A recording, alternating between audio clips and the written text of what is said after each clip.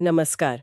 तो आज हम बात करने वाले हैं पैसे के बारे में, लेकिन नंबर्स या मार्केट की नहीं, हाँ। बल्कि हमारे अपने बर्ताव और सोच की, जब पैसा बीच में आता है। हाँ। हम मॉर्गन हाउसल की एक बहुत ही जानी मानी किताब है द साइकोलॉजी ऑफ मनी, उस पर हुई कुछ बातचीत के आइडियाज को थोड़ा समझने की कोशिश करेंगे।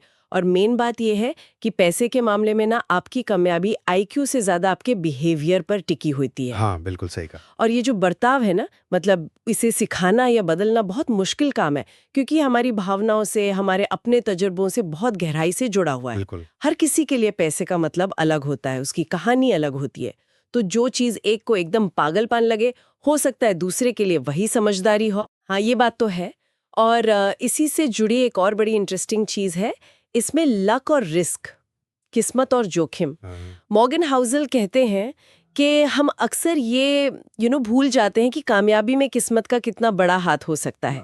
जैसे बिल गेट्स का उदाहरण लें। हाँ, बेशक वो बहुत स्मार्ट थे, जीनियस थे, पर उन्हें उस स्कूल में जाने का मौका भी मिला जहां उस जमाने में कंप्यूटर था। ये बहुत बड़ी बात थी तब। बिल्कुल। तो इसका मतलब यही है कि शायद हमें अपनी जो फाइनेंशियल जर्नी है उसकी तुलना दूसरों से नहीं करनी चाहिए, क्योंकि हमें पूरी कहानी पता ही नहीं होती। सही। ये समझना बहुत जरूरी है कि बाहरी चीजें जिन पर हमारा कोई कंट्रोल नहीं है वो कैसे असर डालती हैं। और जब हम ये मान लेते हैं ना, तो हम अपना ध्यान उन चीजों पर लगा पाते हैं जो सच में हमारे हाथ में है। जैसे हम कितना बचाते हैं, कितना खर्च करते हैं, कितना सीखते हैं, है ना। दूसरों को देखकर जलने या अपनी किस्मत को कोसने से बेहतर है अपने एक्शन पर फोकस करना। और यही सोच, यही विनम्रता अमीर बने रहने के लिए भी जरूरी है। अरे वाह, आपने बिल्कुल सही पॉइंट पकड़ा। अमीर बनना और अमीर बने रहना, ये दो बिल्कुल अलग अलग स्किल हैं।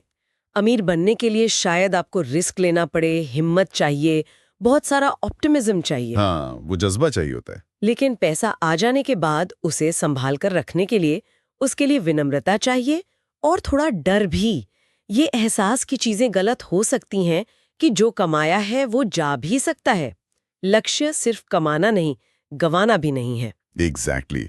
ये सोच में एक बहुत बड़ा बदलाव है। देखिए, अमीर बनने के लिए आप शायद बड़े दांव खेलें, हाँ, पर वही दांव आपको नीचे भी ला सकते हैं। अमीर बने रहने के लिए आपको ये समझना होगा कि पैसा टिकता कैसे है।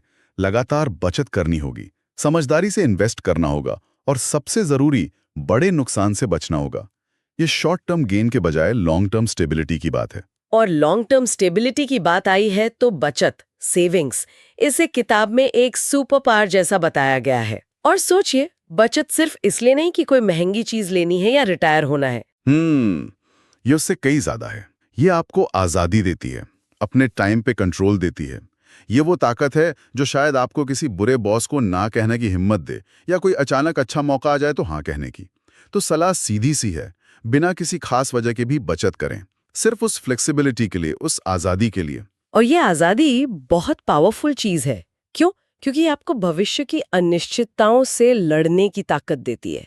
जब आपके पास सेविंग्स होती है ना, तो अगर नौकरी चली गई या कोई मेडिकल इमरजेंसी आ गई या मार्केट गिर गया, तो आपके पास ऑप्शंस होते हैं। आप घबराकर कोई गलत फैसला नहीं लेते। आप मजबूर नहीं होते कि अपनी संपत्ति सस्ते में बेच दें या भारी ब्याज पर कर्जा उठा लें।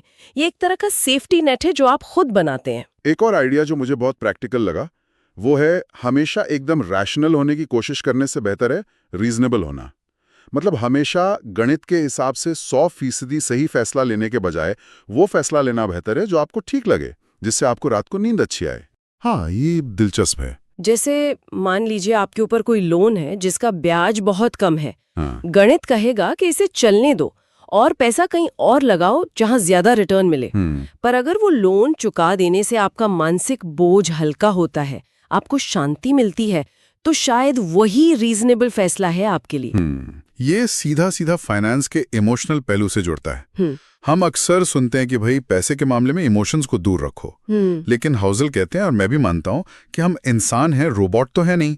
इमोशंस को पूरी तरह साइड करना मुमकिन नहीं है। तो ऐसे फैसले लेना जो हमारी प्रकृति से, हमारी शांति से मेल खाते हों, वो शायद लंबे समय तक टिके। हाँ। बस ये ध्यान रखना है कि रीजनेबल होने के चक्कर में हम जरूरी पर मुश्किल फैसलों से बचे नहीं। एक बैलेंस बनाना होगा। तो कुल मिलाकर जो निचोड़ निकल रहा है वो ये है कि पैसे के खेल में असली मास्टरी नंबर संभालने से ज्यादा अपनी सोच को समझना है, अपनी भावनाओं को मैनेज करना है, अनिश्चितता की इज्जत करना है और हमेशा लंबी दौड़ का सोचना है। हाँ, ये फाइनेंस से ज्यादा साइकोलॉजी का मामला है। बिल्कुल। और जाते जाते एक सवाल शायद हम सब के सोचने के लिए छोड़ सकते हैं। हम सब ये मानते हैं कि पैसे से जुड़े फैसले कितने पर्सनल और इमोशनल होते हैं। तो अपनी खुद की मनी स्टोरी, मतलब पैसे को लेकर आपके अपने अनुभव, आपके डर, आपकी उम्मीदें, इनको ठीक से समझना और अपनाना, ये आपके आने वाले कल के फाइनेंशियल बर्ताव को कैसे बदल सकता है, इस पर जरूर सोचिएगा। क्या बात है। इसी सवाल के साथ आज की ये चर्चा यहीं खत्म करते हैं।